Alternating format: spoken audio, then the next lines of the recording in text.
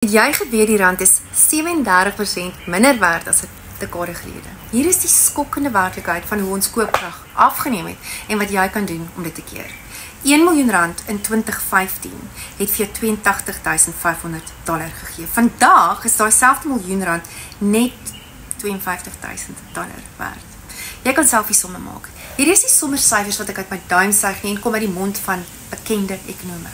Nou ja, die syfers jok nie. Jy het 37% minder koopkrag teenoor die Amerikaanse dollar, wat beteken ons is aansienlik armer as 10 jaar gelede.